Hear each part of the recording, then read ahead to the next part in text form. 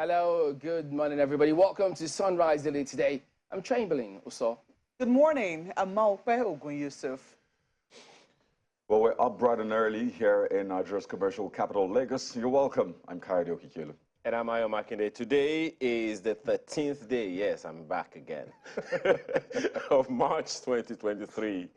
Welcome, I'm Ayo Makinde. Well, I just want to be sure that, look, even though we know that the court has given a decision on the currency matter, we know there was a lot of hoopla about all of that concerning what should be, but can't just seem to understand. Even up until last night, I did make inquiries trying to find out if people are accepting the old notes. Yes, I tried, but they just said, no, we won't accept it. And I'm just wondering, look, there seems to be something that we're not getting. Something seems to be amiss here. Because if people, market persons say, well, we are waiting for directives or announcement from either the CBN or the president, I don't know how to place that, because one wonders what part of the law or what part of all of what the court has decided that they don't understand. And I would have thought that, look, by now, this is a settled matter, at least from the point of law. But at the moment, it appears not, because in spite of all of the cues, I don't know what to make of this really, because it just tells us a lot about how we take, for instance, decisions from the courts. Because if that has been ruled upon and it's still not been accepted, and they say they're waiting for what? The president to speak before this is accepted, I just can't connect the dots, because it's a huge gap for me in terms of what's going on. So that's why, yeah, I was trying to ask, isn't it a flagrant disobedience to the rule of law here, to what the court has decided? Because if it's not, I don't know what else is. Just cannot tell what else is. The president is on the law. The law is the law here. So that's what I think of this. Well, Chamberlain, I wish that, a lot of people, the majority of people were educated. I wish that majority of people in our country were educated, because... Educated. Oh, because I think that, it. I mean, if you're educated and you're refusing to accept the new notes, when I mean educated, I mean up to a certain level, perhaps even tertiary education, then it's what I think that smacks of is a distrust of the system. And you cannot blame the people for that, because yes, much as the Supreme Court, I mean the courts in general, are to make the laws, I beg your pardon, to interpret the laws, the lawmakers make the laws, the executive executes the law. Don't forget that there was a stay of action initially, and I think the Supreme Court was saying something to the effect that all the notes should still be in circulation pending when it heard everything. And while, everybody was interpreting it how they were interpreting, and lawyers were saying what it means that all the notes should be in circulation, the executive arm of government, led by the president, gave a broadcast saying only 200 naira notes were going to be in circulation, the old 200 naira notes, alongside the new notes. And if you go and check, most people will accept the old 200 naira notes. Immediately, people started taking the old 200 naira notes. Now we're in a situation whereby the Supreme Court has ruled, and we haven't heard so much as a word. Not like, the Supreme Court needs to be interpreted. After all, it has interpreted its own, interpreted the laws as they stand. But because people haven't heard, a lot of people haven't heard from the president, because we do not know what could happen in future. I don't know. I'm not one of those people, to be honest. I'm not one of those people. As far as I'm concerned, when the Supreme Court of the land has ruled, that is the judgment, But I am educated. There are many people in the markets, rural people, who have not heard any of these things, who don't even understand what we're talking about when we talk about a Supreme Court. Who are they?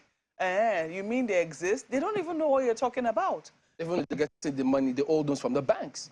So right now, what is happening, those people usually are unbanked people. They're not people who are banked. They don't even have any connection with the formal system. Oftentimes, they deal heavily in cash. there is a huge disconnect between, our formal systems and the informal system. I thought that's why the CBN came up with this naira swap policy. Well, I think that right areas. now the ball falls firmly in the court of the CBN, because there needs to be firmly in the court of the CBN and the president, who initially decided to do an announcement. When he did an announcement or he did a broadcast saying that the old 200 naira notes were acceptable, people accepted those monies. So please, can he by all means, let people in the land know that the Supreme Court has ruled and he is following the rule of law, and allowing those notes circulate till the end of the year, as the Supreme Court has ruled. That is extremely important, because as far as the people are concerned, these monies have lost legitimacy, given the deadline that was initially given. And that's why we're still where we are. People are just suffering unnecessarily. People are unable to get cash. When they do, the cash is refused on the streets. So, do we all have to wait for the president? What about the state governors themselves? Oh, some of the state governors what are they doing about it? Some of the state governors are already beginning to do that. I know the other day we heard the governor of Edo State, Godwin Obaseki, telling the people in his state that the Supreme Court don't talk, say, make we accept this money. He was speaking in the language that the people understand, that this money is okay to be spent till the end of the year. This is somebody who joined on the side of the federal government. They realize that there is work to be done. But how can the commander-in-chief be silent in the face of all that is happening and let governors do the work piecemeal? Where is the broadcast which he did, which was widely circulated in the first instance? It's the big question. Yeah. Well, it's interesting, right? I had to go back to the judgment of the Supreme Court, really, just to be sure that we're reading this right. Or that there is no ambiguity. There's no ambiguity. It's very important. So March the 3rd, exactly 10 days ago, the Supreme Court, in Justice Emmanuel Agim actually read that lead judgment. And the judgment said that the president, in his broadcast, actually admitted that the policy is flawed with a lot of challenges. So that's some admittance on the part of the president, and held an agreement by the judiciary.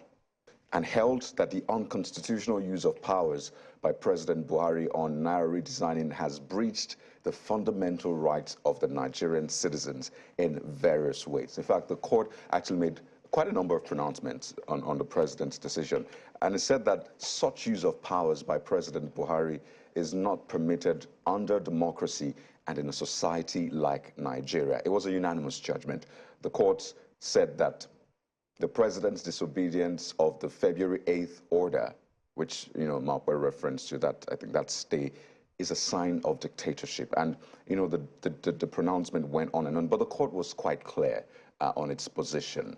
Well, the CBN was not mentioned, and it's understandable. It's a dispute between the federal government and the states. I mean, that's why the Supreme Court had to wade in on this one. So, I mean, the buck, as we know, stops at the table of the president. Time and again, he has even said it in that broadcast. He actually made it clear that he's been the one directing, guiding the CBN on what to do. The court is clear on the president's action. I don't know if it's going to be a precedent, because it looks like the court is, I mean, we understand government is a three-tier government, right? And they work together. They're meant to work together. They're meant to check each other. But it looks like on this one, it's like an independent lane. The lanes are not merging. But what hurts me the most is that the average Nigerian is at least at the receiving end of this. For a lot of us, we find ways. I mean, I had to buy corn yesterday. My dearly beloved corn, something I love so much. And because I need to transfer to the woman, you'll have to buy extra so that at least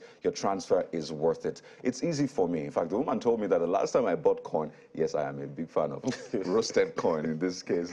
Please don't judge me. Don't judge me. I don't take my corn love out of context. But, she told me that the last time I actually paid her twice. It didn't even show on my bank app. There are challenges, but a lot of people cannot afford that. The court was clear, and it still baffles a lot of Nigerians what exactly is going on with the court judgment, and if the president is in order to carry on this way 10 days after the Supreme Court judgment. I think the severity is lost on a good number of people. Just yesterday, I read in the news, like every one of us heard, of a broadcast practitioner, an elderly one at that, in Ibadan, who took a long walk simply because he couldn't get cash for transport, and he collapsed on the way, was rushed to the hospital, and we understand that his life was lost as a result. On the front pages of the papers this morning, we hear all sorts, one of which is that Nigeria's economy has shed 20 trillion naira as a result of the cash crunch. Especially affected are the fulcrum of Nigeria's economy, which are micro, small, and medium enterprises. And of course, there's also the interesting dynamic that some banks are actually receiving and paying old notes. However, some are rejecting old notes deposit, but they are dispensing old notes at the ATMs. It's very, very interesting conundrum. Okay. So it's like some banks are collecting and some banks are not collecting, simply because of this confusion that we all have talked about here this morning. I'm not sure that at the end of this whole thing, that the president will be proud of what he has done or he is doing. Listening to Governor El-Rufai of Kaduna State saying, we are proud of what we are doing. And he said, no longer will any president or government come and say this, especially about a matter like this. I mean, you went back to that Supreme Court judgment. I went to look for precedents of disobedience to court orders. And guess what? There are quite a few in this republic, even in this government, as far back as 2019. So the question you want to ask then is, what is the basis? Can Nigerians at least have an idea why this is happening? That word that Maupe does not want to use, we don't want to use, is right there in our faces. What in the world is going on? Can someone please, especially from the presidency, tell Nigerians why this is happening? What in the world is going on? Chamberlain. Well, it is a big one, really, and that is why it's the lead story on the front page of New Telegraph this morning. It's a naira policy, and it reads, failure to obey court order will lead to anarchy. ACF warns Buhari. So, and then you get to see some of the writer here says, 10 days long enough for FG to comply. Call banks to order. Adeleke tells CBN. Abia government threatens to sanction business owners, others that reject old currencies, as Ondo residents urge Akeredolu to compel lenders to accept old notes. You know, this just goes beyond several things going on here. If for some of the governors who have spoken, and if the states are not complying, people in the states are not complying, and then the governors who themselves have not even spoken up about some of these things, it just leaves a big question mark concerning all of what they had told us about how they jostled to serve, ensure that things go right. It's a big question, really. So is the president not aware of what is going on in the country at the moment? So look, it raises way more questions because, I mean, the president-elect is president-elect. He can't be the one making any policy statement because he's not been sworn in. Everybody knows what is expected of him. But if the president is not aware, what about the CBN governor?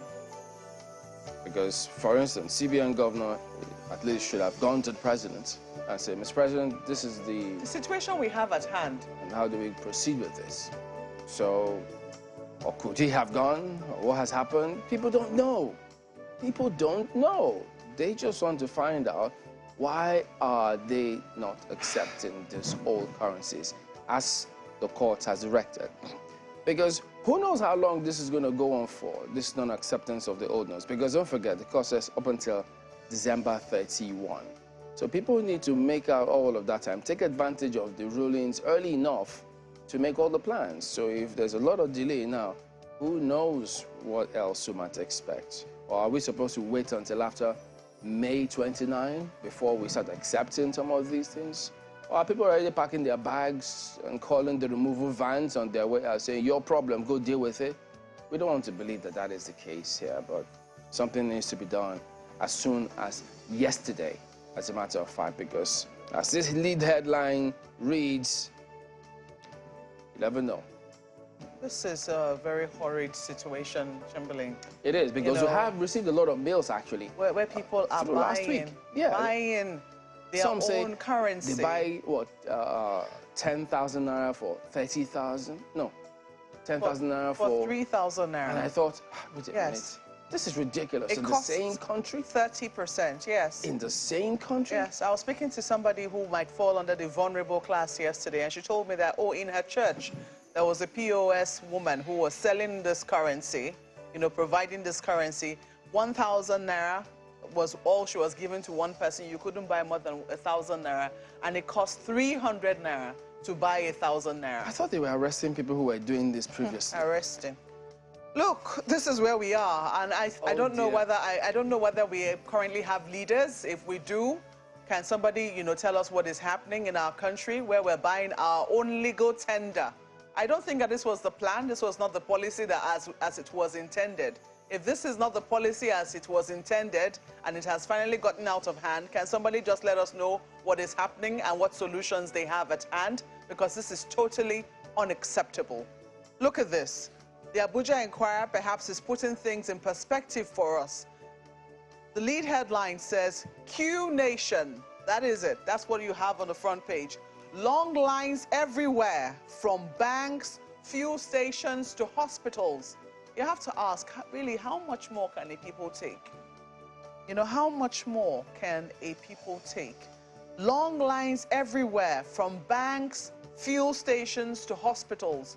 In fairness to the fuel people, I don't know what is happening elsewhere in the country, but in Abuja, we saw an attempt to try and make sure that all the filling stations were wet. So there's still queues, but they're not as long as we saw last week. There's still queues in most of the stations. I mean, on my way to work this morning, I still saw a few, but they were shorter than what I saw most of last week coming to work. But we're still queuing. It's still a queue nonetheless. When we asked NNPC, they said, oh, it's because we didn't take into cognizance the elections that was coming. There was a break in supply. Please, I hope they have planned. For this weekend, For this weekend, because it's not something that is falling upon us. We know before it comes that there's going to be an election. I hope that there is a plan in place. But this is what the Abuja Inquirer is covering for us this morning. That's the lead story. As APC meets lawmakers-elect calls for Adamu's resignation grow. It's on page 3 of the paper. You have a number of other stories just beneath the nameplate there. And you also see there naira redesign. As Buhari keeps Nigerians waiting, ACF warns of anarchy. So whether or not you like it, the president has to speak. He has to at least accept that he has accepted the judgment of the Supreme Court and will implement accordingly. Page 3 is where we'll find details there. They have a number of other stories for you, but I'll leave you to do that yourself. That will be it for the Abuja Inquirer. We'll take a look at the Daily Times next. The Daily Times has this one as its lead story. Naira external reserves stumble over high demand for Forex. So, I mean, that's a big story, really. You can't take that away.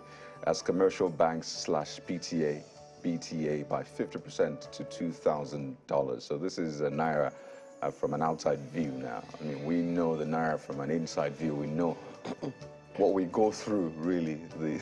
What do they call it now? The internal exchange rate now? Okay, it's not Forex now. I mean, I don't know. Local X, if there's anything like that. Is there a precedent in the world for this? Anywhere in the world? Well, Nigeria is a peculiar country. I mean, in different ways. India has gone through its own fair share of currency redesign, but not like Nigeria. Like this. There's lots of peculiarities with Nigeria. So, I mean, but that's where we are. That's the big story. It's important to catch up on all of them as much as you can. So, I mean, you approach things from an informed, point of view and hold government accountable. So that's a big one. But then beside the big picture, you see 10 days after Supreme Court verdict, Nigerians still rejecting old notes, businesses crumbling. Yeah, that's the reality for a lot of Nigerians. And just one more for you, just at the top of the front page. Presidential poll LP, that's Labour Party, INEC set for showdown over access to election material. So it's been, I mean, a lot of back and forth on this election materials, and just wonder again, there's so much happening, there's so much to grapple with, so much to wrap your head around, but I'll leave it there for the Daily Times. The Guardian newspaper is also interested in the cash crunch story, and how does it lead? Check it out. Economy sheds 20 trillion naira as policy weakens productivity and SMEs. I mean, hey, we've been talking about a more productive Nigeria for how long now? And with all of the policies that government has itself put out to ease doing business, ease work, give loans, anchor borrowers program and all those things, it would seem like all of that now is literally choked, right? Literally held by the jugular. So it all freezes. But that's what you have on the front page of the Guardian newspaper. Look at the writers. NECA says small businesses going into extinction. Hitherto, an average SME has a lifespan of five years. You wonder what it is now? I wonder what it is now. NLC says government undermining productivity. CPPE calls on Buhari to intervene. Food factories shut down, lose billions. We use our wages to buy money for transport fare, say factory workers. That's the lead story on the front page of the Guardian newspaper this morning. And there are several other stories you can choose and pick from, but I'll leave it to you to do your pick. Rex to brief INEC chairman on BVAS reconfiguration today. Upload of presidential results suffers glitches on IREV. APC groups warn against planned protests by LP supporters, say it's invitation to crisis. Okay, make of that what you will, but of course, you know, the big question mark about BVAS. Yes, the commission, time and again, has spoken up about. In fact, lots of people have already said, look, there's got to be no excuses this weekend. Absolutely no excuses this weekend concerning what was supposed to have been done. Just above this list story, Senate President Tinubu, APC leaders placate Christians Southeast. Featured here.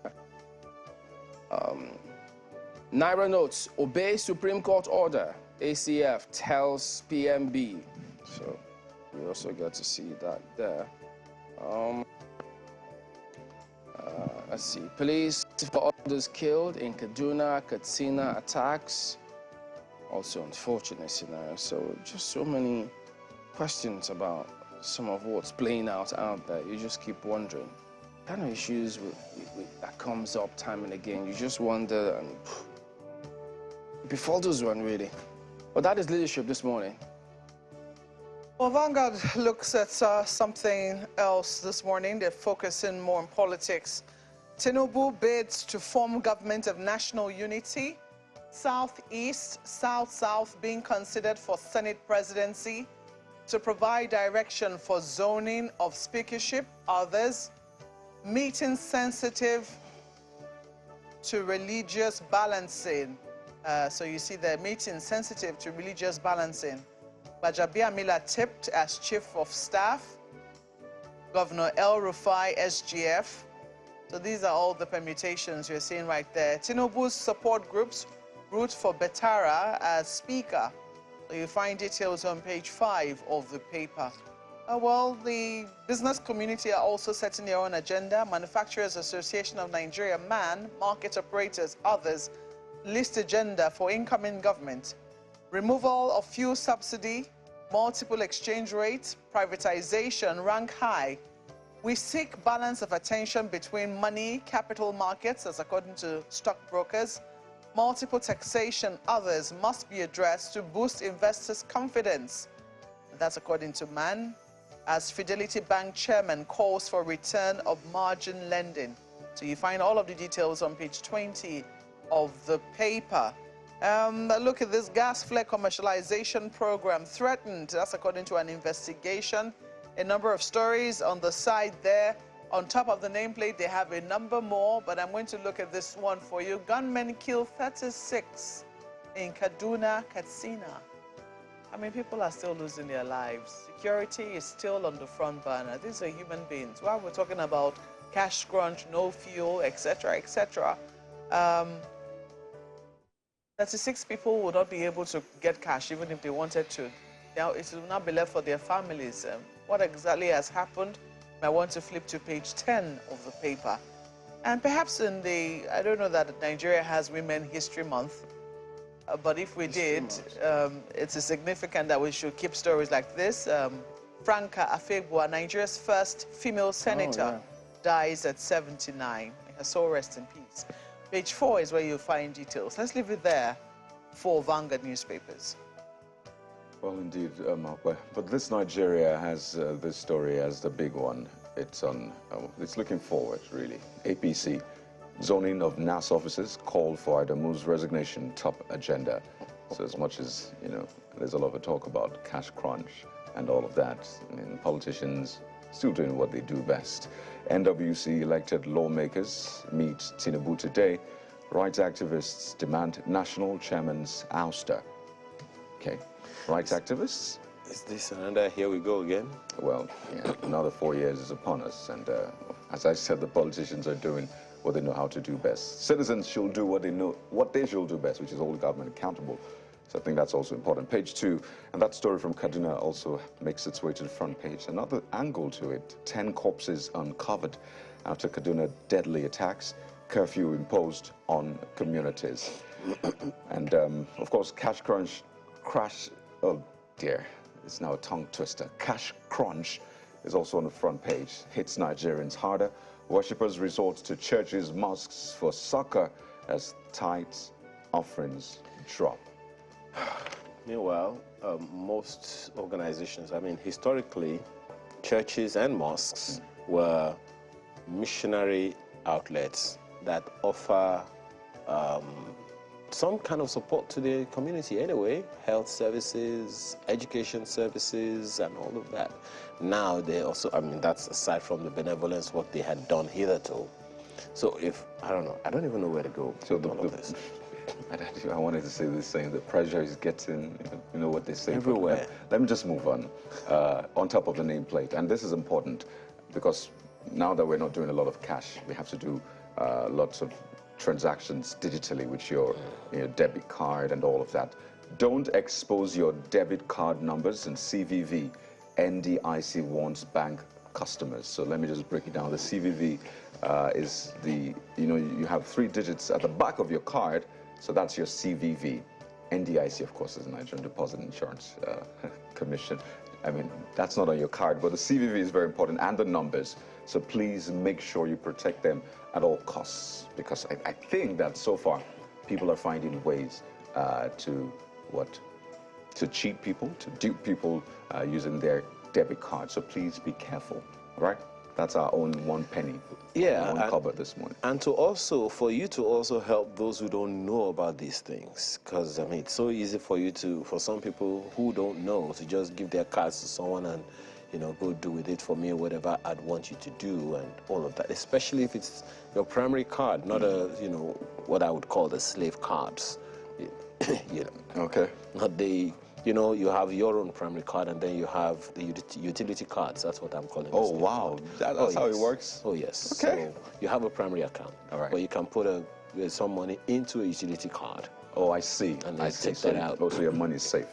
So your primary money is safe. Pardon me, I should mention this, by the way, on Pulse coverage. We draw 48-hour shutdown threat on broadcast stations. Serap tells Buhari, page 13, in case you're wondering, where's that coming from? Page 13 should give you more details. That's this Nigeria. And flip to Daily Trust newspaper this morning. Malcolm mentioned this earlier about fuel scarcity. Well, it's right there on the front page of Daily Trust newspaper. 48 days after, Buhari's committee fails to end petrol scarcity. That story is on page 4. Can someone please send the president a text in case, maybe he's watching the TV and he knows, okay, I'm going to do this, and then maybe he gets into office, he doesn't remember or something. Someone send him a text and say, Mr. President, don't forget you promised to do this, so that Nigerians can have the succor the president promised. Right? Howdy, what's funny? Look at the riders. Oh, subsidy gulped 2.4 trillion naira in 6 months. Excuse me. Motorists buy at 300 naira per litre in Kaduna. Others, presidency mum. That's the lead of the Daily Trust newspaper this morning. Well, the president's aide has time and again said the president is fully aware of what's going on in the country. That, I mean, why do people think he's not? I mean, I've heard that not once. So, I mean, even from the president, I mean, sending him a text message. Sometimes he could forget to do what he wants to do. So, so in case this one slipped him, I mean, just saying. Right under the nameplate, among other stories, ACF to Buhari, naira redesign policy can damage your credentials. A good number of people would agree with that because the president says he wants to leave a legacy. What kind of legacy would people want to remember him for now? It's right there on the front page of the paper. And right under those pictures of queues, as Malpa says, it's pictures worth 1,000 words. Those pictures are of few queues in Abuja, in Nasarawa, and in Lokoja. The one in Lokoja shows a queue of kegs, petrol kegs. PNID, Nigeria's $11 billion trial ends with alleged massive bribes and missing witnesses. Missing witnesses, what does that mean? Find the details on page 11. No, that's page 35 of the Daily Trust newspaper this morning. Chamberlain? Take a look at News Direct. Then, a legal tender crisis. ATMs dispense old notes as banks reject old notes deposit. So banks, I mean, banks cannot be said to be people who are not educated. So, you know, there's certainly a lacuna somewhere. The Supreme Court has spoken, yet banks are, you know, flagrantly But the same banks are the ones loading the ATMs. Exactly. So, I mean, how can you pick and choose? You load the ATMs with the old notes, but you will not accept the ATMs. There is a disdain going on somewhere for the Nigerian people. Yeah, there is a disdain and I don't know how to put it now. Because I know that those bankers too are Nigerians, and maybe that's not really their wish, but they're certainly acting on directives. So I mean, the average banker doesn't decide what he or she does. He or she is just an employee. Maybe that is coming from the very top. And the very top, of course, might be getting orders from elsewhere. I mean, these people are directly regulated by the CBN. So, I mean, there's a whole chain of implication as to what this means. Yeah. If banks are, you know, putting out this monies in ATMs, but are refusing to collect it, there is, you know, grave implications for what it is that the banks are doing. I hope they realize the implications. I hope they do. Well, to add to that, look at the riders. Directs customers to follow CBN guidelines for deposits. Stakeholders lament failure of electronic platform. Nigerian economy loses 20 trillion naira over cash crisis. Muda Yusuf. NSCDC raises concerns over circulation of fake redesigned naira notes, because we know that the banks themselves, when the heat of this crisis previously, weeks ago, they all kept on saying, we follow directives, we follow directives. So it means, it comes across then as though this is a directive from their regulatory authority, or from their bosses, as it were, to load the ATMs with the old notes, don't accept ATM deposits, because that is what is going on. Or else, it means they then need to tell us what really is going on. Are they acting on orders? Are they acting on their own? So CBN, I think CBN needs to now clear the air on these matters. So if they are flouting the law, their regulatory body has got to speak up. If their regulatory body is mum, it means silence can be interpreted as consent. So many things here that needs to be clarified. But we'll keep tabs on that as we proceed. So there you go. That is our new News Direct this morning, and that ends a look at some of the dailies here this morning. Well, yes, you can always go ahead and tell us what's going on in your locality, your community. We'd like to hear from you. So that ends it with the papers. We will be back in a moment. Stay with us.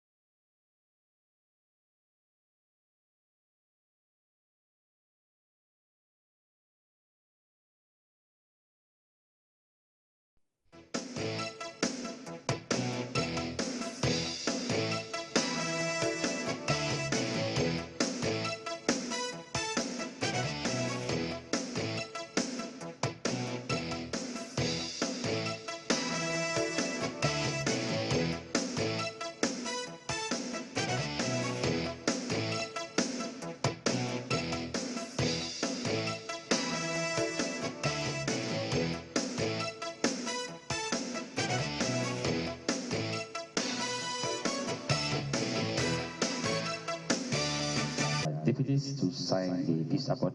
Governorship candidates in Bauchi State are pending their signatures to a written commitment for a peaceful electioneering process. To the agenda of the program, that is. On the same day the peace accord was signed, violence broke out during the governorship campaign of the All Progressives Congress in Duguri, Al-Kalewi local government area, leaving one person dead. Part of the peace accord reads that they are desirous of taking proactive measures to prevent any form of violence before, during, and after the election.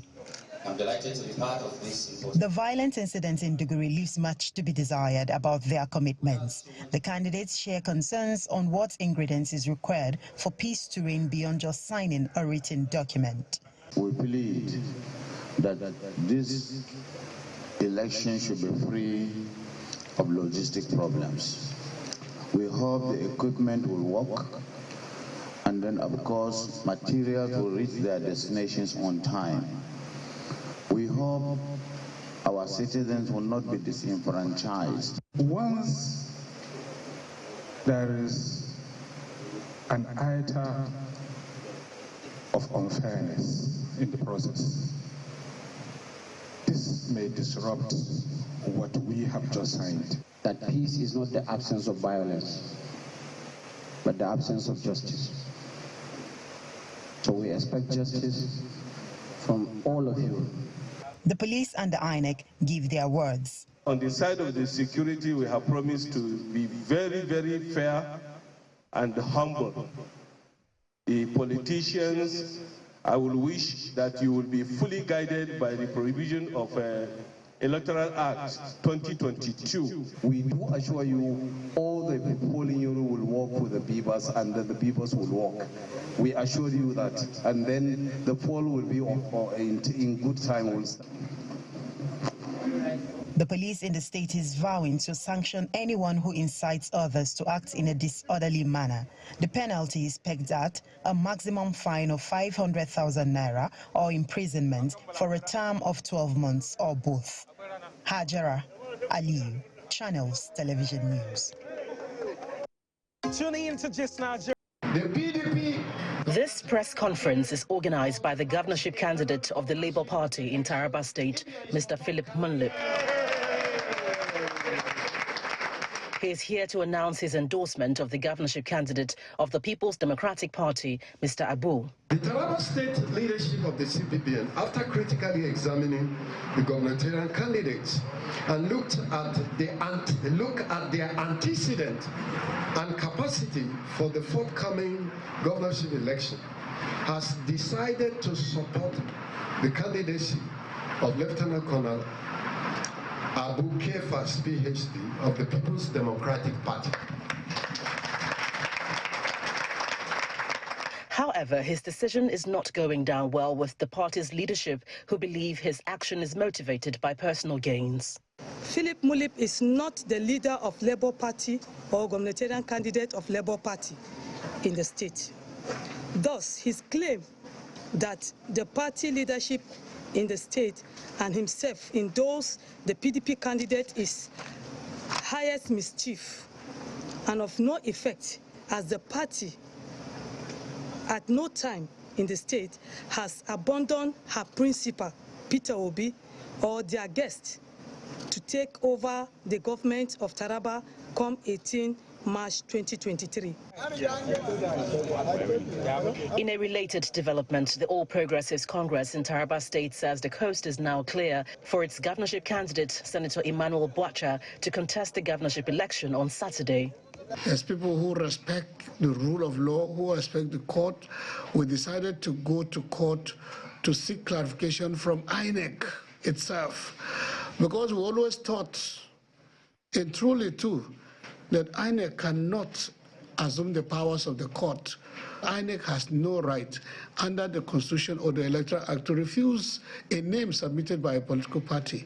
It is entirely the prerogative of the political party to produce candidates for elective positions in the country. Everybody knows that this is the law. And since that name was resubmitted to INEC, there has never been any a challenge in court. Nobody has gone to court to challenge the outcome of the primaries as of the time I'm speaking here. Legal tussles had trailed the emergence of the party's governorship candidate, and the party believes all that is now behind as they hope to emerge victorious on Saturday, March 18.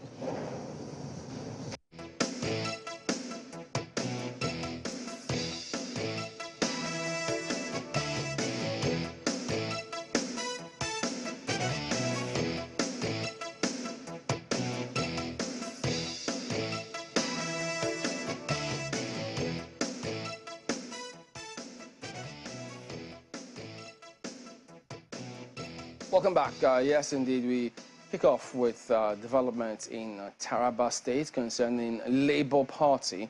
So we've got James Benjamin, who is the Secretary of Labour Party in Taraba. He joins us first, but we'll get others joining us as we progress. Good morning, and thank you for joining us on the program today. Well, perhaps we should start by telling us, well, what is the current situation now? Because it appears there are two people laying claim to the party's candidacy in Taraba State on the party. What's the situation now?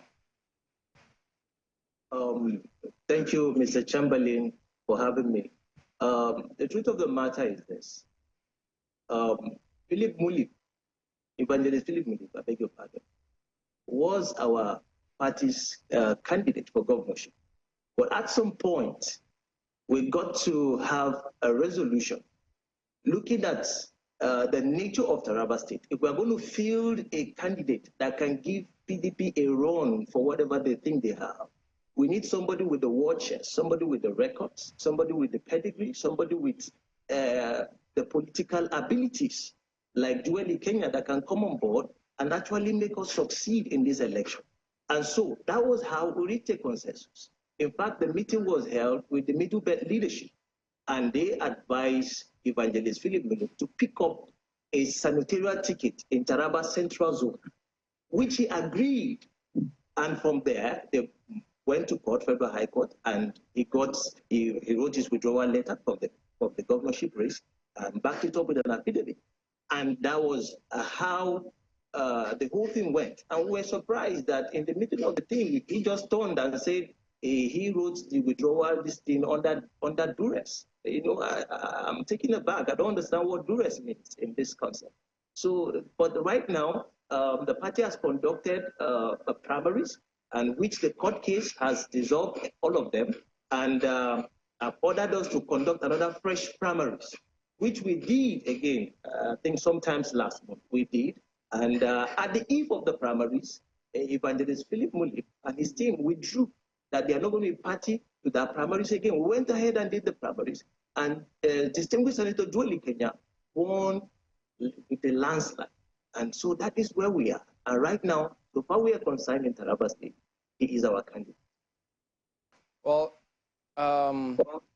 what happens to him, because he still insists that he is the candidate, that he is going to go ahead and contest that elections. In fact, the court ruling also. You didn't tell us about that court decision concerning himself and Philip, because the senator is challenging that court decision which affirms him as the candidate. Isn't that the case? Now, what is there is he went to court, and the court disqualify and nullify everything with it. And so we organized a fresh primary for both of them, so that the whole thing can be done and dusted. And so, like I said earlier, at the eve of the primaries, he withdrew. And so we had to go ahead to conduct the primaries again, the fresh primaries this time around. And that brought up distinguished Senator Joel Kenya again as our governorship candidate. And right now what we are hearing in the party is that he has gone to court again to challenge that. You know, Evangelist Philip Muli is somebody I respect so much and I hold in high esteem. But whatever is pushing up some of these strategies is something we are yet to understand. But I know that he knows what he's doing, and he's going to do the right thing when the time comes. Yeah. I'm just wondering that if the House is still not together before the governorship elections, which is just coming up this Saturday, how do you think you're going to fare at the polls? Because we also see that you're up against, you know, major political parties like the APC and the PDP. And we saw how the PDP fared in the presidential elections. I mean, there will be grave concerns for your party if the House is still not together, even at this time. Thank you very much, Maokwe. I want to assure you that our candidate, distinguished Senator Joel Nlami Kenya, is ready. In the history of Taraba politics, if you follow the history of Taraba politics, this is the only candidate that gave, during the 2011 election, that gave PDP a run for whatever they hold as their pride. He gave them a serious shocker during that election. So he has what it takes. In fact, as I'm talking to you, Senator Joel Kenya only has two positions that he has not held before. He is a grassroots politician. The only two positions are just governorship and the presidency. And so he has the track record, he has the character, he has the capacity, he has everything it takes to give the PDP and the APC and the SDP and the NPP. Taraba race is not like the federal presidential race. Taraba is the 5-horse race. We have the PDP flagged by a retired Colonel Kefasabu. We have the APC flagged by distinguished Senator Emmanuel Bacha. We have the SDP flagged by House of Rep member Baidu. We have also the NMPP flagged by Professor Yade, former VC Taraba State University. But I assure you that Joel Kenya has the war chest to take them up on any platform and defeat them. When you talk about war chest, I don't know whether you're speaking of money or you're speaking of character. Well, without prejudice to the competency of your candidates, you know, in the upcoming elections, you haven't quite addressed the fact that, you know, the party did not exactly give such a fantastic show. And all of these parties which you mentioned, which you say your candidates are up against, were also represented in the presidential elections. But we saw that it was the PDP that took the cake at the end of the day in Taraba State. So isn't this fighting a losing battle already? Or do you have a different explanation for it? Now, there's a different explanation. You have to understand.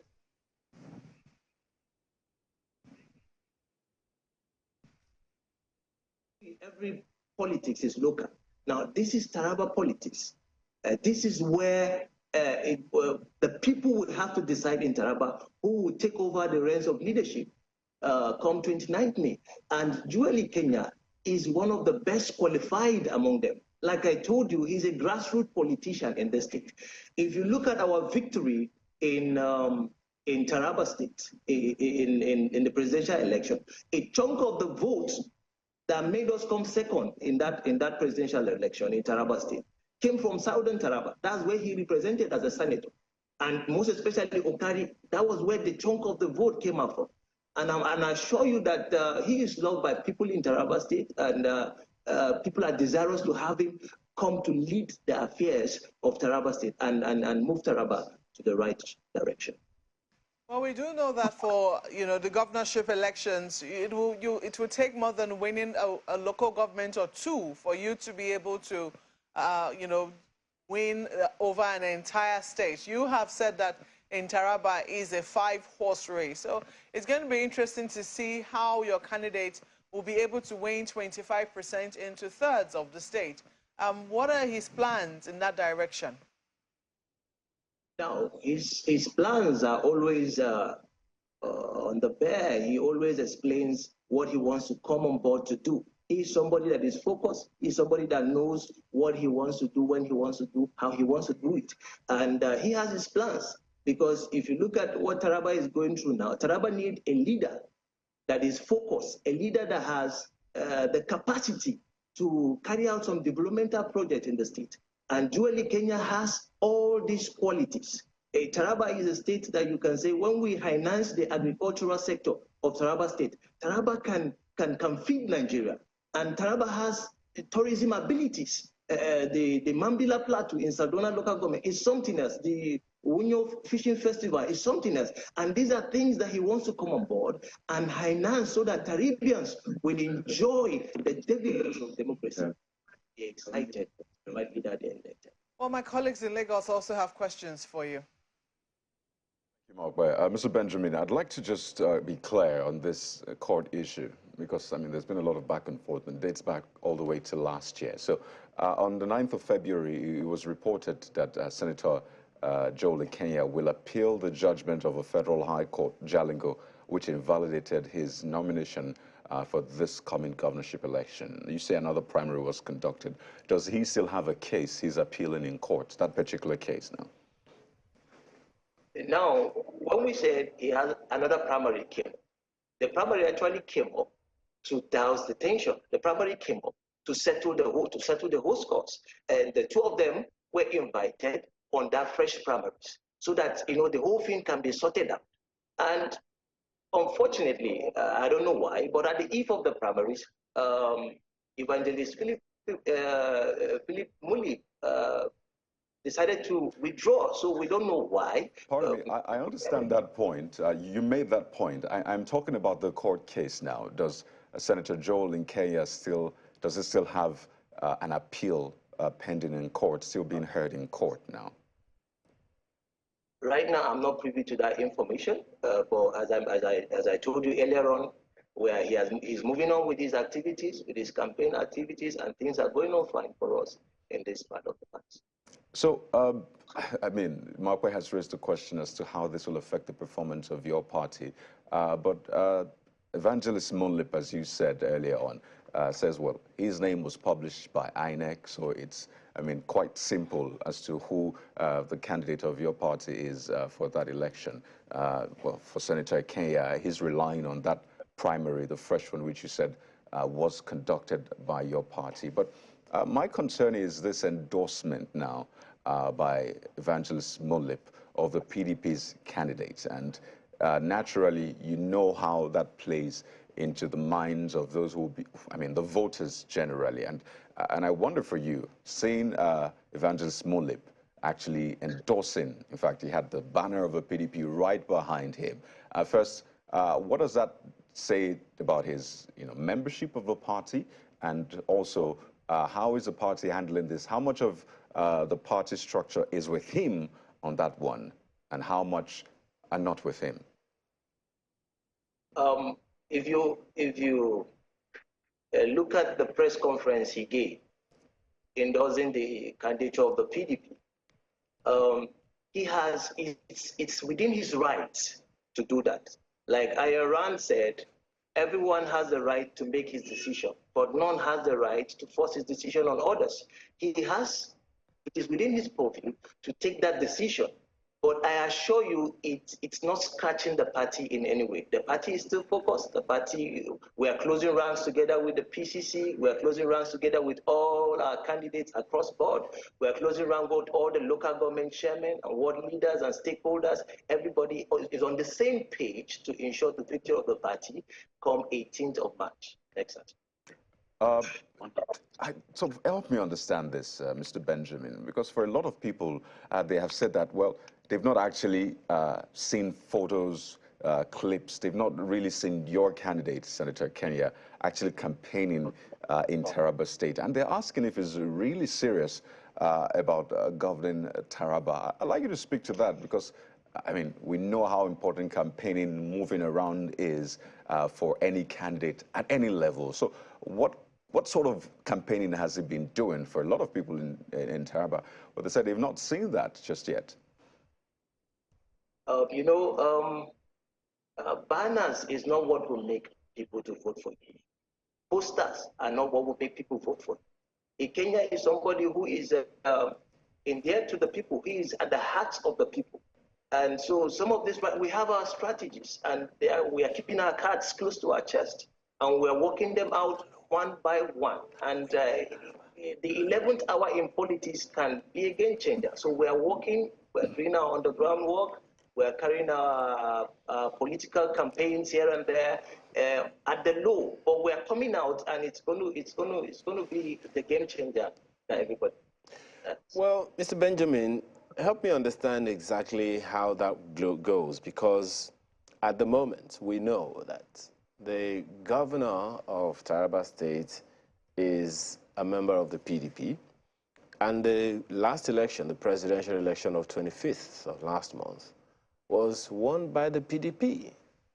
The Labour Party is largely unknown in a number of places, at least so many people believe.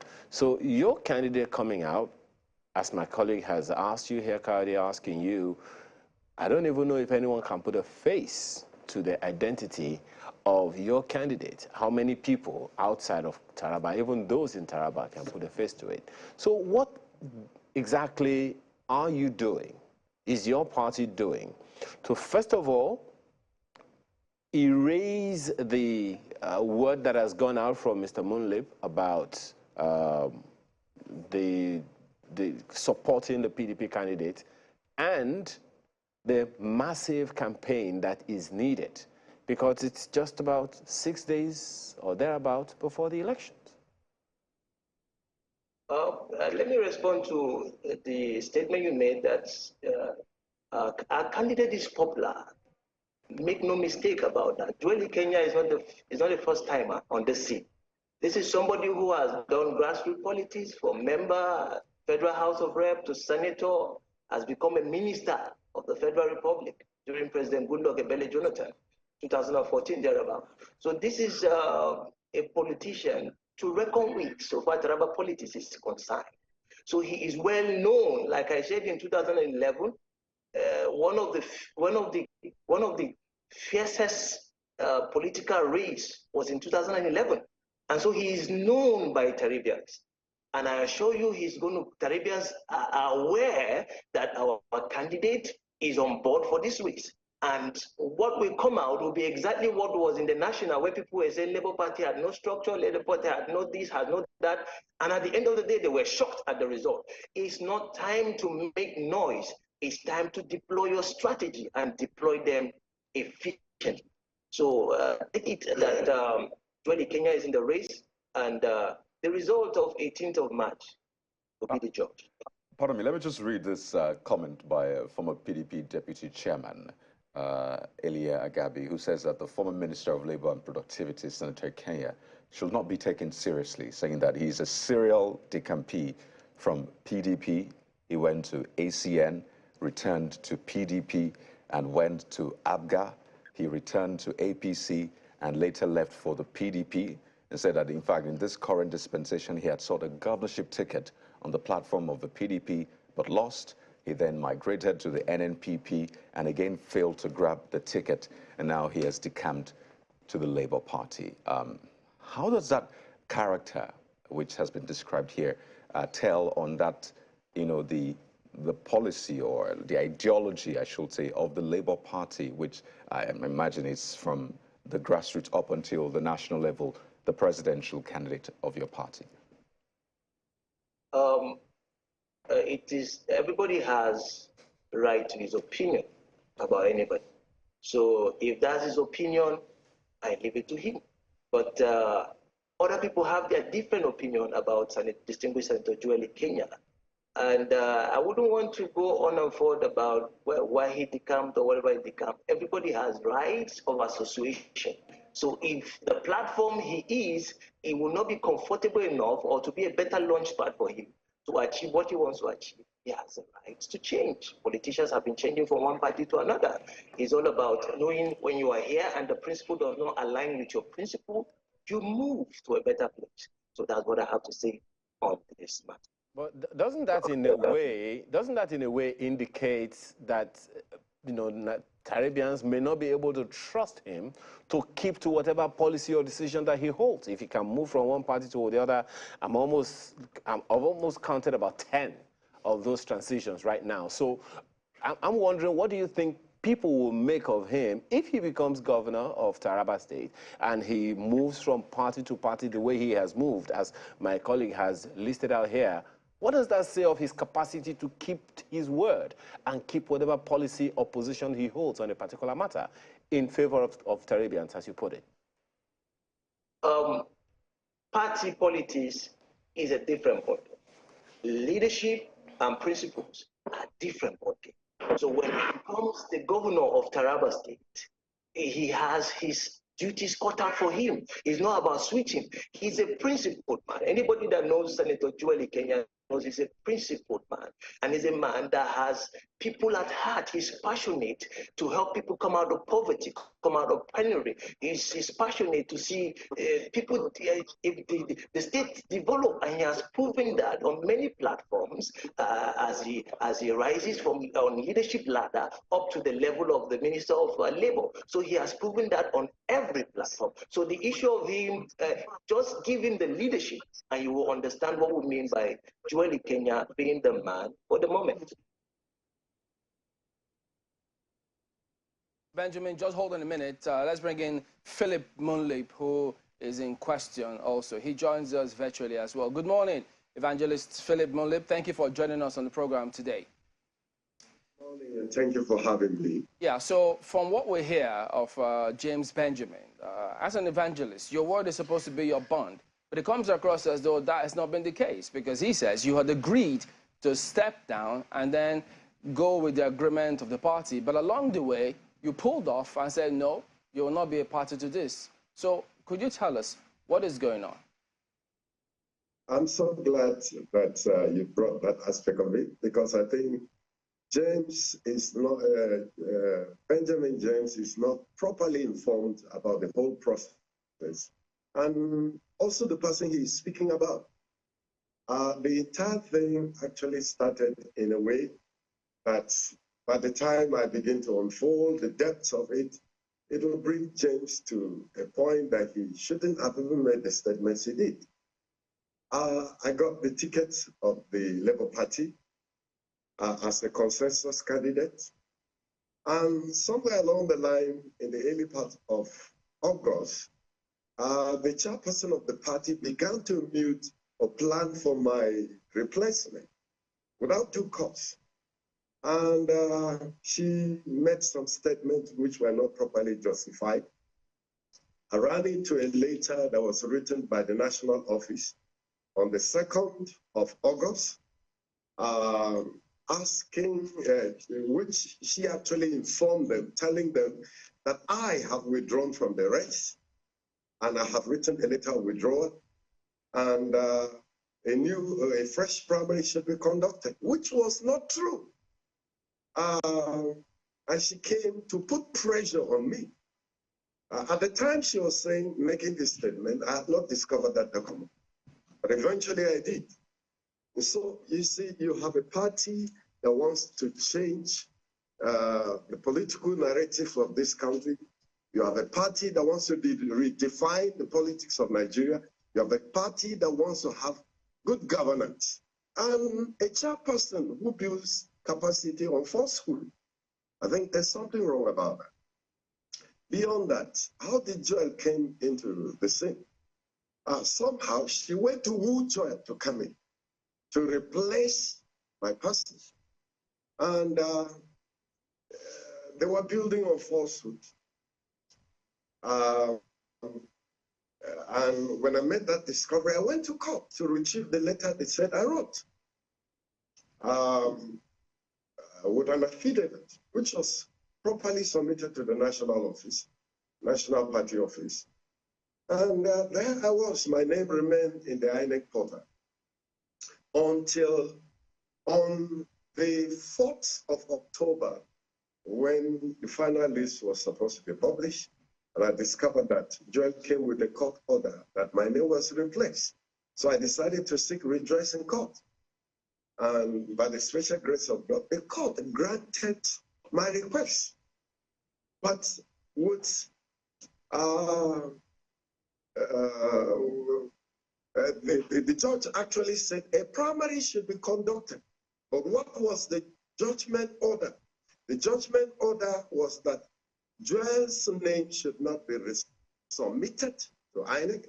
INEC were in the court, and they knew about it. The second thing was that Joel was found guilty of double nomination.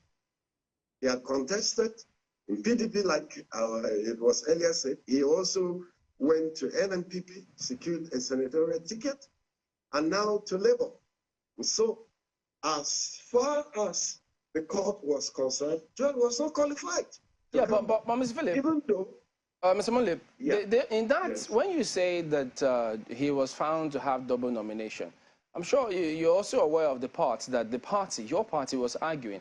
How is it that the court will listen to another party, that's the PDP specifically now, who were arguing, they say they were arguing in your favor against the candidates who Labour Party wanted? So they were wondering what the connection is. And then they now say, oh, is that why you decided to step down and throw your weight behind the PDP because they were arguing in your behalf? Was this the plan all along? Let me put the record straight. I went to court.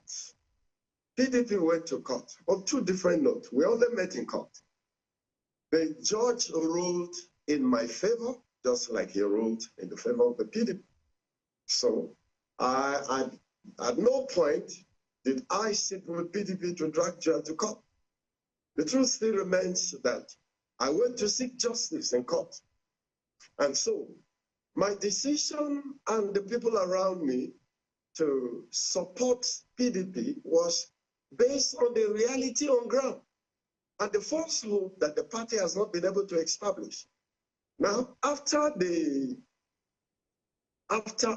ruling at the Federal High Court, which was granted in my favor, and a request for a fresh primaries was to be done, the Labour Party decided not to properly inform me about the primaries arrangement. In fact, they kept the information away from me.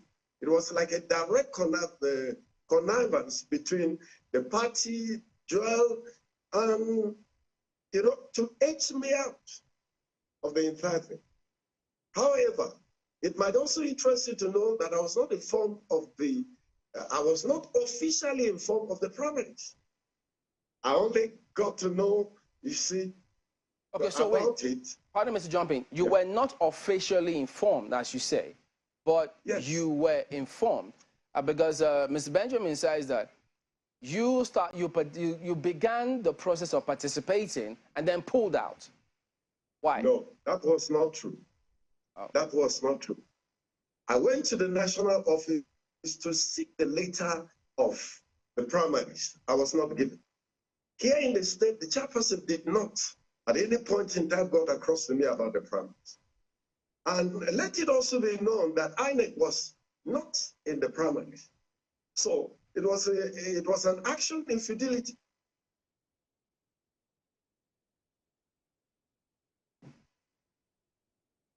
So could you tell us then, why did you decide to pull out and support PDP? Yes, I did so on two grounds. Number one, I went back to court to seek the interpretation of the judgment and to file a case against the primaries that was conducted.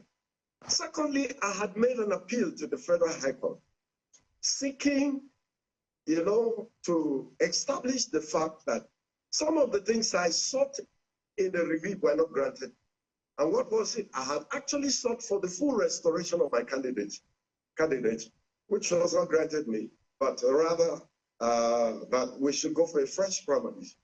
Now, on this note, the court process had delayed to the point at which I made that endorsement, because I sat with all the people that are around about me and to take a decision, given the fact that the governorship election was supposed to take place last Saturday.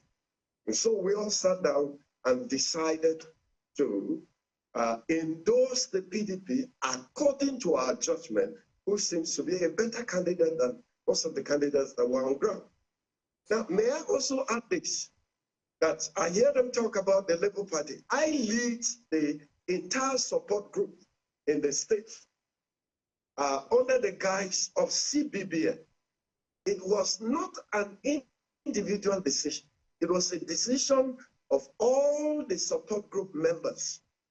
We selected members from the 168 wards of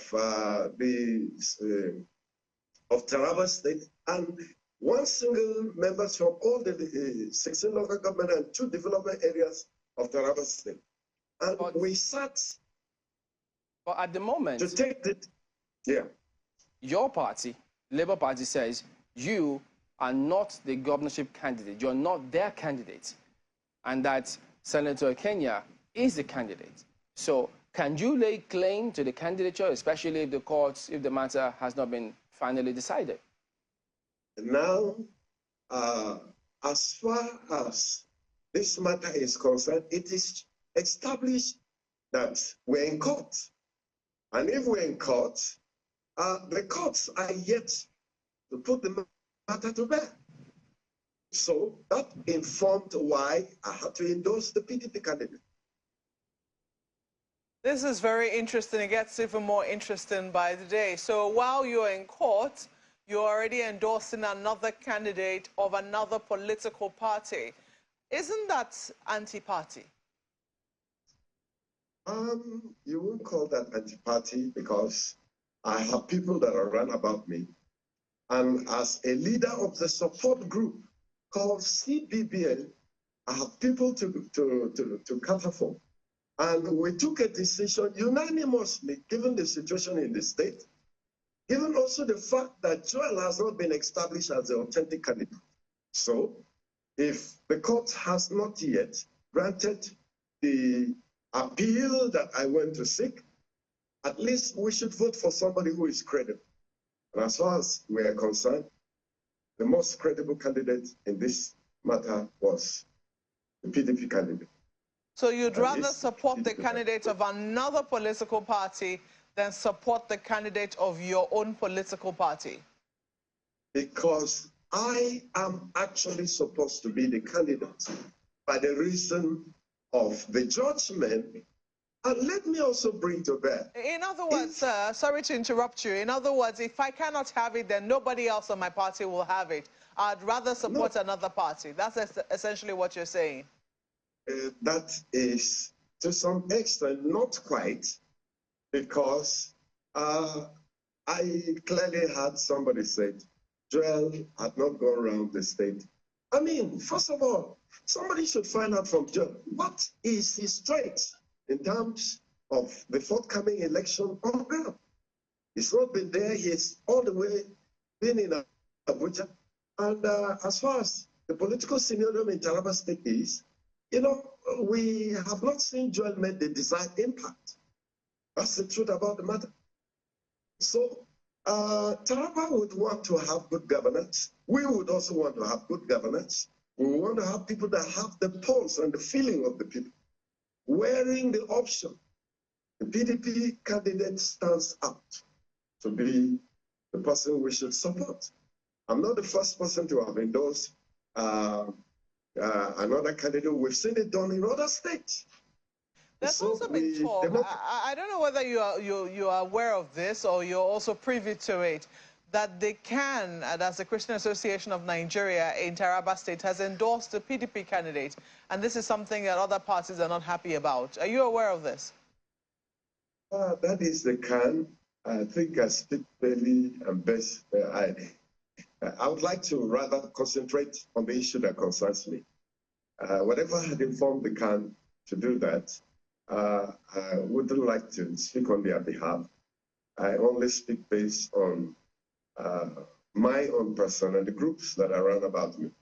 We decided to endorse Lieutenant Colonel Kefas, the PDP candidate, because we feel he can deliver. Since my ticket had been delayed by the process of the court. Well, I know my colleagues in Lagos have further questions for you, so I'll send it to them. Well, thank you, Mark. Evangelist Molip, it's quite interesting, as a lot of people have noted, what's playing out, because it sort of takes away from that, picture, that image a lot of people have of the Labour Party, especially coming off of the presidential election. But 3 issues I'd like you to quickly respond to, just to get more clarity. Did you write that notice of withdrawal of candidature letter dated 7/8/2022? I have cited it. Did you write it? Yeah, that has been taken by event because the court has ruled on that matter in my favor. No, pardon me. Did you write it? Yes or no? Yes, I did. But like I said, I went back to court to retrieve that letter. And the Federal High Court, Jalingo, has actually ruled in my favor, establishing the point that I was actually, that I wrote that letter under duress. How do you mean under duress? Was a gun pointed at you? Were you, I don't know. What do you mean under duress, if you could just explain to Nigerians? Yes, I think I'm glad to also respond to this aspect of the question. In fact, as a matter of fact, when the said letter I talked about was supposed to be written, the chairperson constantly kept me under pressure. Write this letter, withdraw from the candidature. I didn't know, like I said earlier, she had already gone to the national office to tell them that I had withdrawn, and she wanted to justify her claim. I have the letter here with me that was written by the national office. All right. So, I'm sorry, you can land on that quickly, pardon me. yeah, and so for her to portray her claim and the information she gave them at the national level, to establish the fact that I have withdrawn, she came constantly put pressure on me and raised people, including some of the candidates on ground, on me. Yeah. On what ground did you agree to write that letter? Did you have in mind to withdraw from the race by yourself? No, no. She only said to me that, in fact, as a matter of fact, what led to the writing of the letter was, one, before I had that discovery, she actually said, I mean, imagine when I secured the ticket, she eventually said that the money of the ticket has been increased. Subsequently, in the course of trying to handle that issue, she said her national chairman had actually said, I should withdraw. I made bold to have seen the national chairman and asked. He said, but I didn't inform him. But I tried his line and he didn't get across. So on a Sunday, the 7th of August, she came to my house in the morning, insisted on that because she had a candidate she was shopping for to replace my person. Right. So. Okay, pardon me, because of time, just to cover some other areas. Were you paid any money to step down? Was any money transferred to you to step down? As a matter of fact, that was the big lie that Joel told on my behalf. He said, I sold my ticket to him for 5 million, and then he gave me an advance of 500,000, which was a lie, which was a lie, which was a lie.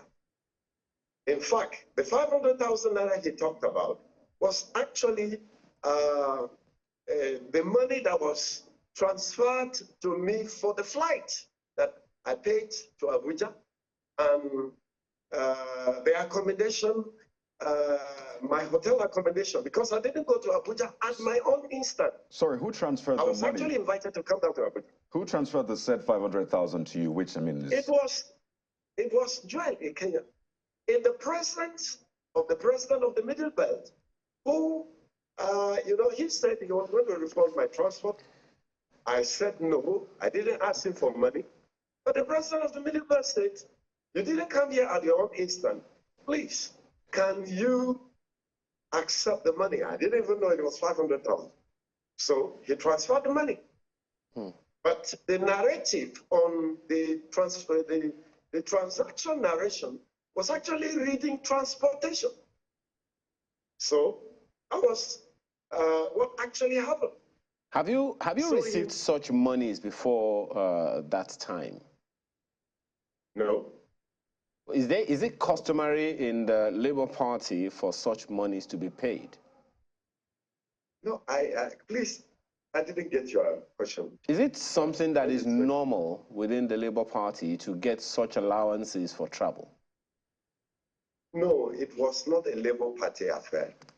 This was an invitation that was extended to me to discuss my ticket because they wanted Joel to take over the ticket. So if you got the ticket legitimately, according to the rules of the game within your party, on what premise then were you asked, or was it suggested to you, to surrender your ticket, knowing that you personally had an agenda for the people of Taraba?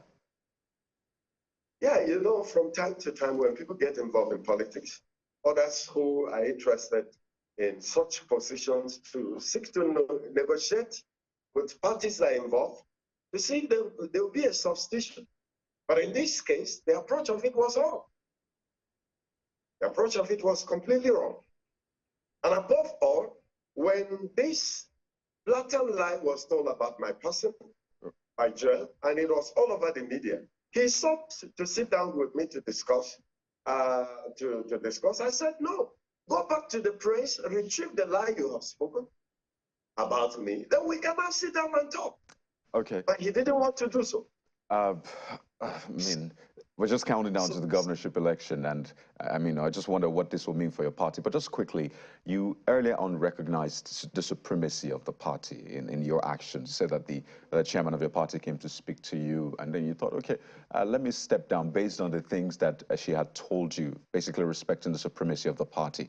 But in endorsing the candidate of the PDP now, you said that it was with a support group, not with your party. So I wonder, do you still respect the supremacy of your party, the Labour Party, except, of course, you have decamped to the PDP?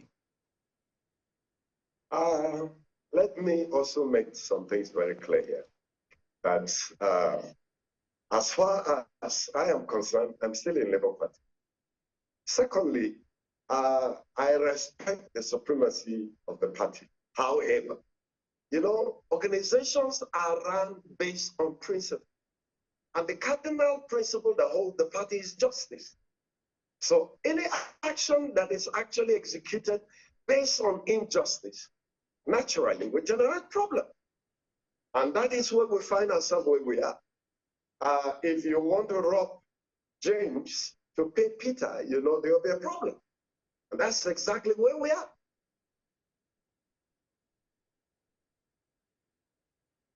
To James, one of the James that you just highlighted now. But incidentally, Senator Kenya was supposed to be on the program, but he got across later yesterday that he had to travel and as such could not make it. But James Benjamin, you heard Evangelist Philip concerning what actually transpired, saying you were not properly informed of the matter. Are you in the clear now of what he said? Could you unmute first?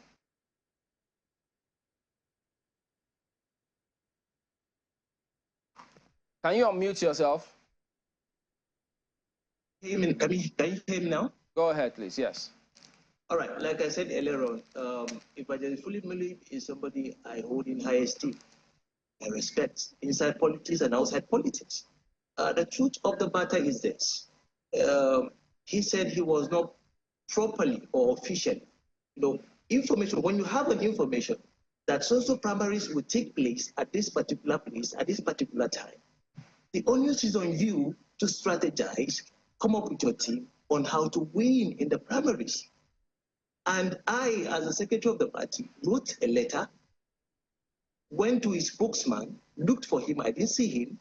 I went to his office, I Nobody was in the office. I dropped it at his door.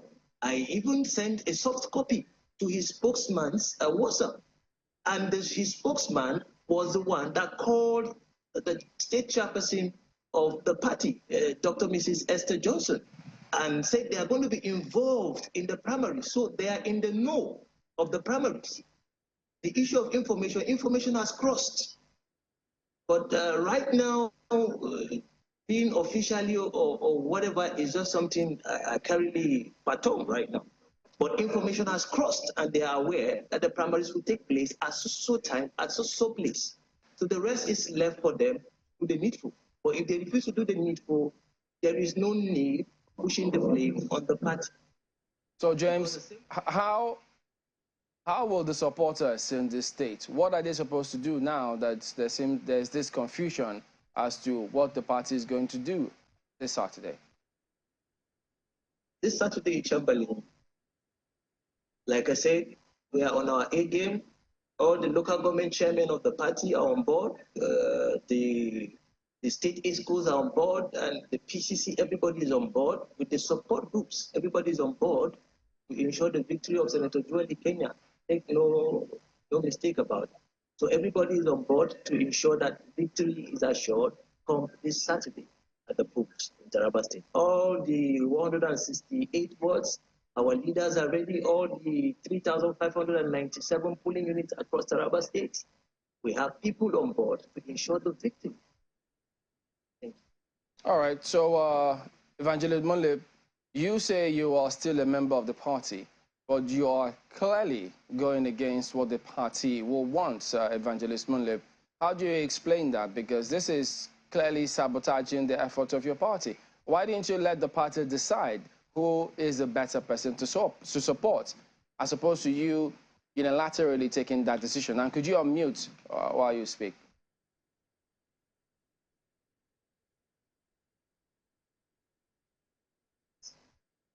Like I was trying to say, as a matter of fact,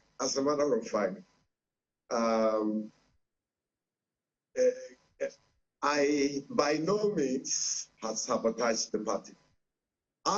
Like I said earlier, is the team leader of the support group in the state. And this is what forms the pillar of the party. The support group, the leader of this support group, is a strong force to be reckoned with. And their interests must be properly represented. In any case, while I'm still dragging issue with them in the court, and the court has not yet heard me, my people must have a place to pinch themselves. But let me clear the issue about what James talked about information. The letter he said that was pushed under the door of my spokesman, you see, he did not tell you people at what time he brought the letter. He did not also tell you people what type of letter was it. That was a public notice, and that public notice was actually a notice that did not indicate asking me to come for primaries. All right. Beyond that, well, you got the letter in the midnight. Oh, okay. The information came very late in the night, and as at 10 a.m. when the primaries was supposed to be starting, I was not yet in the know. All right. So it was already a planned thing, just okay. We need to wrap up. Evangelist, thank you. I have gone to court to address this particular issue. Thank you very much, Evangelist Philip Monlib and James Benjamin. Thank you both for coming on. We're back in a moment. Stay with us.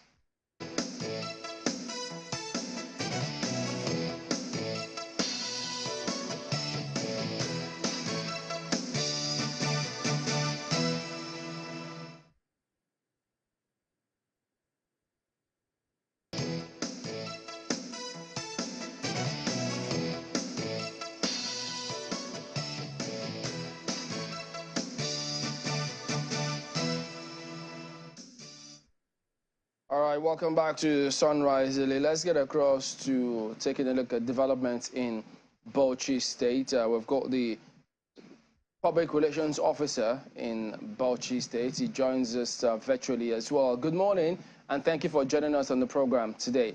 We know that the candidates did sign a peace accord, but during the campaigns, there are reports that it's been somewhat, turbulent. There's clashes here and there. Many just wondering, why is it that what is the police doing about what we hear going on in Bauchi about it, parties attacking themselves during campaigns?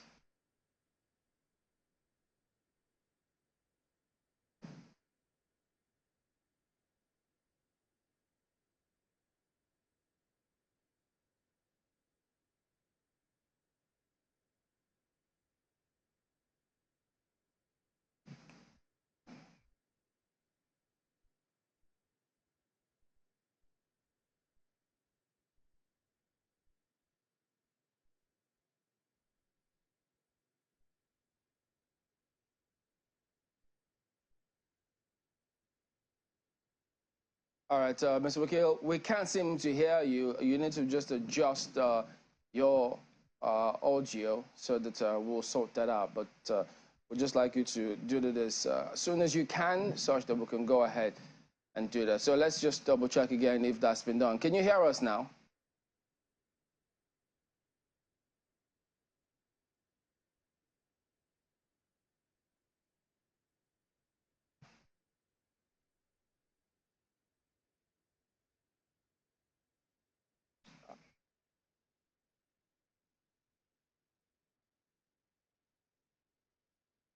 All right, we'll get back to that report so that we'll just signpost it for him to understand, where we're headed with all of these things. So, but while we try to sort out his communication device, which appears to be a challenge, but clearly, yes, a peace accord was signed. But let's let you listen to this, and we'll take it from there. If it is to sign the peace accord, I don't want. Governorship candidates in Bauchi State are pending their signatures to a written commitment for a peaceful electioneering process. To the agenda of the program, that is. On the same day the peace accord was signed, violence broke out during the governorship campaign of the All Progressives Congress in Duguri, Al-Kalewi local government area, leaving one person dead. Part of the peace accord reads that they are desirous of taking proactive measures to prevent any form of violence before, during, and after the election. I'm delighted to be part of this. The violent incident in Duguri leaves much to be desired about their commitments. The candidates share concerns on what ingredients is required for peace to reign beyond just signing a written document. We plead that this election should be free of logistic problems. We hope the equipment will work, and then of course materials will reach their destinations on time. We hope our citizens will not be disenfranchised. Once there is an iota of unfairness in the process, this may disrupt what we have just signed. That peace is not the absence of violence, but the absence of justice. So we expect justice from all of you. The police and the INEC give their words. On the side of the security, we have promised to be very, very fair and humble. The politicians, I will wish that you will be fully guided by the provision of Electoral Act 2022. We do assure you all the polling unit will work with the beavers, and then the beavers will work. We assure you that, and then the poll will be in good time. The police in the state is vowing to sanction anyone who incites others to act in a disorderly manner. The penalty is pegged at a maximum fine of 500,000 naira or imprisonment for a term of 12 months or both. Hajara Aliyu, Channels Television News. All right, let's get back to the police spokesperson. Several reports concerning what's going on with campaigns, and it raises a lot of concerns. So tell us, what is the police doing about all of this? The command is fully prepared for the gubernatorial election. The Inspector General of Police, Usman Alkali Baba, PSC Daga, MPM, NIPS, FDC, CFR, has given the command additional reinforcements of equipment and technological gadgets such as water cannon, vehicles, arms, anti-riot gadgets for the preparation of the election. Actually, the Bauchi State Command, our preparedness started at the earnest. We started our preparation, pre-election press, election press, and the post-election press. During the pre-election press, we strike out our strategics. The Commissioner of Police, CP Amina Alasan PSC Daga, read the riot acts to the politicians, the political actors, that they should play along, they should go about their political campaign within the ambit of the law, which the Electoral Acts 2022 has been stipulated. Each and every of the candidates, in as far as he's going for a campaign, will write to the command, and the command will give him a green light to move on, so that there won't be any clash or any form of option. Secondly, during the election, the command has deployed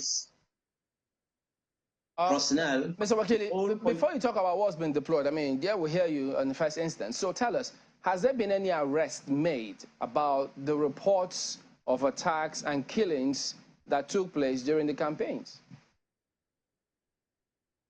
So many, when the incident happened, the Commissioner of Police went to Duguri personally himself for on-the-spot assessment. On the spot assessment, he went on with a team of police investigators led by the Commissioner of Police and the Deputy Commissioner of Police Criminal Investigation. As I'm speaking to you presently, our detectives were there in Duguri, recorded the statement of the victims, conducting an intelligence-led gathering.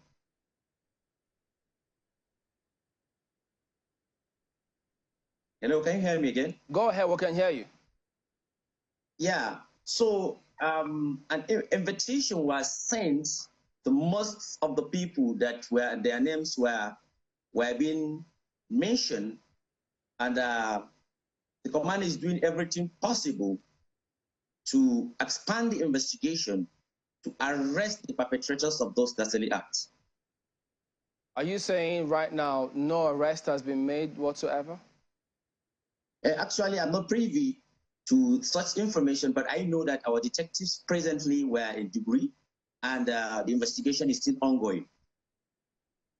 So on the one hand, Mr. Wakili, you say that you've read the riot acts to the political actors, but in the meantime, people have lost their lives in some of the political rallies that have already been held in some parts of the states. So I am just wondering, isn't this riot act that you're reading to the political actors coming a little too late?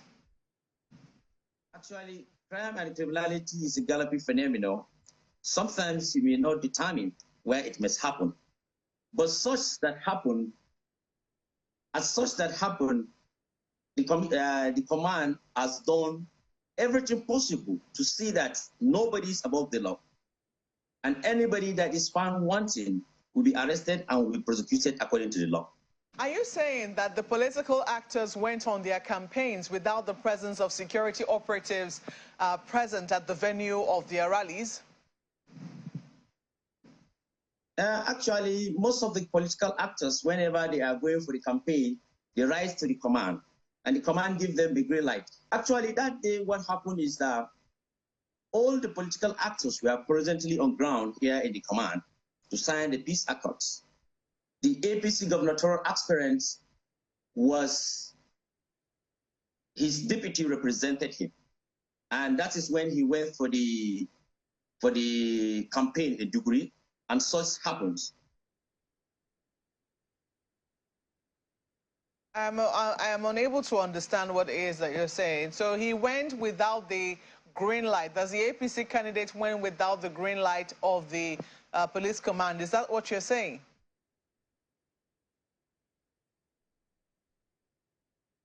Hello, sir. Mr. Wakili, can you hear me? I'm asking, did the APC candidate then go to the area to campaign without the green light of the police? Is that what you're saying? They were all here in the command for the peace accord. They are all there here in the command for the peace accord. What the happened? APC can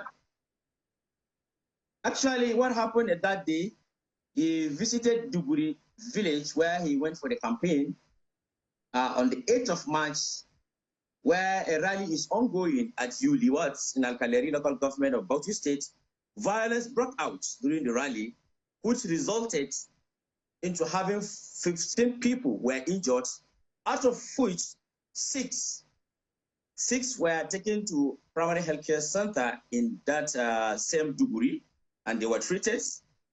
Then the rest were taken to Alkaleri General Hospital, where the severity of the injury could not make the doctor to attend to them, and they were transferred to Abubakar Tafawa Balewa Teaching Hospital here in Bauchi, while one of them paid the supreme price. Among those that were there, personnel of Nigeria Security and Civil Defense Corps, 2 of them were injured. So that means there is security agents there with the APC gubernatorial aspirant. If 2 of the personnel of the Nigerian Security and Civil Defense will be injured, that means there are security personnel there. Okay. So what exactly are you still trying to find out for you to be able to know who did it, if there were security people on the ground? That is why I said the district investigation has commenced on earnest. And as far as the outcome of the investigation is out, we'll make it public to the members of the public. Are you holding political candidates liable for whatever violence happens during their campaign or rallies? In the actual sense, we cannot preempt investigation unless when the investigation is pointing at a specific candidate, we hold him liable. Now, I'm not talking about this particular incident now. I'm talking about in general, because you say that you've read the Riot Act to the candidates and, you know, you've also had them sign an accord. What I'm asking is, should this accord be breached? Are you holding the candidates liable for the breach of the accord and the breach of the peace?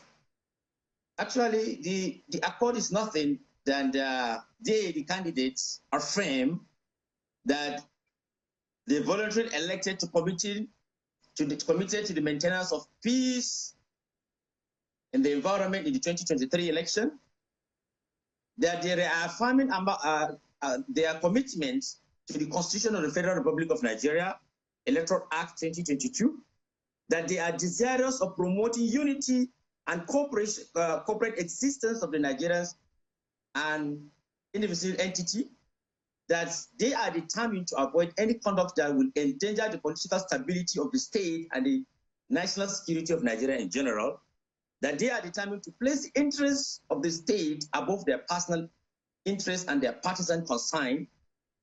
This is the part of the Riot Act that been stipulated, read to them, and is part of the Electoral Act. So if there is any punishment, the Electoral Act that is being stipulated, the punishment is there, and we are going to enforce it to any one of them that violated it. All right, Mr. Wakili, my colleagues in Lagos have questions for you. Thanks, Mark. But I'm just curious, really, regarding the investigation. How long, on an average, does it take to investigate and come up with something substantive? I mean, this happened, was it Wednesday? This is Monday now. How long will it take to maybe even make an arrest? For some people, they'll say, what, 4 days is a bit too long. It's not that too long, but we said a district investigation is ongoing. And if the district investigation is ongoing, we don't publicize it in the public. We allow the investigation to carry on, then the outcome of the investigation will be made public. And I assured you that the outcome of the investigation will be made public, and it will be given to you for the copy. Maybe just to also give the people some glimmer of hope. On previous occasions, how has the investigation gone? Have you come up with anything substantive? Have you unraveled any case recently that people can say, okay, well, the police in Bauchi State, they handled that well, so we expect that this will be handled well? Thank you very much. Like I said earlier, crime and criminality is a galloping phenomenon. We here in Bauchi State Command... It's a galloping phenomenon, you said? Phenomenon, yeah. It can, sometimes it's upsurge and sometimes come down. Oh, galloping, so all right. We here in Bauchi State Command, we've been doing it. We've been confronted with some numerous challenges before the election. And actually, we have done marvelously very well under the leadership and the command of the Inspector General of Police, who has helped us a lot to achieve this feat. Then the Commissioner of Police, whom has given us a sense of direction. Before this election, the Bauchi State Command is confronted with some crime and criminality, pocket of crime and criminality, where the command hit the ball rolling. If you may remember that sometime we had issue of banditry in Alkaleri area, we have in the Toro area, we have in Lingi area. Bauchi is a state where it's bounded with 7 different states. Right. So there are influx of people that for us to profile them, it's a little bit, it's not easy for us. So people came into Bauchi, and the rate of crime just increased for some time, but we made it possible to dislodge all those crimes. We neutralized about 12 to 13 of the bandits. We rescued 54 victims of kidnapping, and so on. Well, the achievement of the command is... SP Wakili, without taking away from all of those achievements you talk about, I'm speaking specifically about, campaign violence, especially when the political actors are, being fingered on this one. But also a question was raised earlier, which I'd like you to respond pointedly to, and it was about whether or not the APC's candidate got clearance to go for that campaign in the area. Did he get police clearance? Because you said another campaign was actually holding there. And I know usually operationally, you always advise that, 2 major campaigns should not happen at the same place at the same time. So was there clearance given from the police for that campaign to happen? Thank you very much. Actually, there is no any campaign happening there in degree. So all the political candidates were already here in the headquarters together with the Commissioner of Police. So that's when the incident happened. So this is something that you cannot prevent. This is something that you may not know when it happens. But we will not preempt investigation. If he is found wanting, he will be arrested and he will be prosecuted according to the law of the section of the law of the Electoral Act 2022. If you violated it, you will be prosecuted. Well, just to be clear, SP Wakil, I just want to understand and confirm if, because it's akin to the question that my colleague Mark asked you earlier.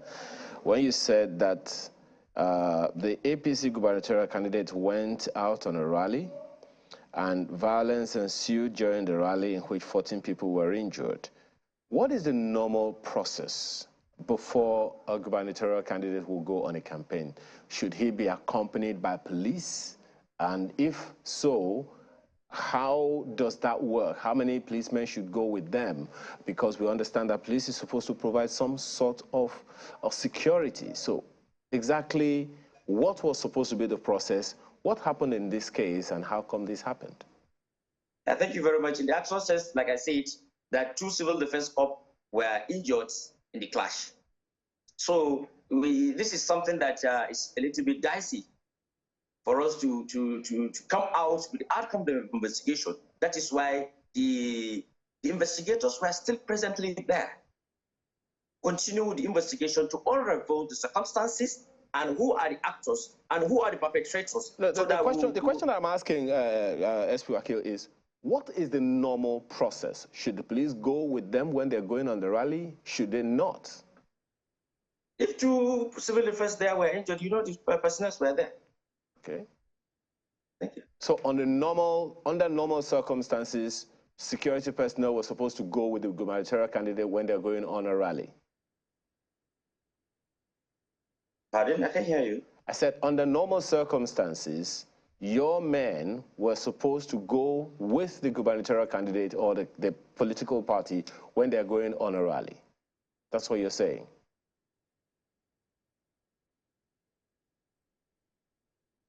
I can't hear you. I'm not hearing you. Can you hear me now? Hello? Can you hear me now, SP Wakil? Oh dear.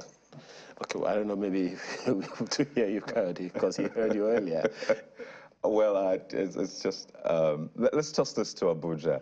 I saw a smile on his face as well. I hope it's the connection playing a fast one in us. It's back to you guys in Abuja. Yes, indeed. Thank you, Kayode. So let's see if we could try, even though we're out of time. But SP Wakil, he was asking, normally, and security agencies, the police specifically, is supposed to be on the campaign trail with them during the campaigns. Thank you very much. I can hear you now. You said? Weren't police officers supposed to be alongside the candidates during the campaign? But you know that the gubernatorial aspirant of APC is a retired air marshal supposed to have his own security details. Is it beyond protection from the police? Protection is everywhere. Police can protect even you that you are sitting there. Without protection, you cannot see where you are today. All right, SPO Wakil, Public Relations Officer for Bauchi State Police Command. Thank you for your time today. Thank you very much, sir.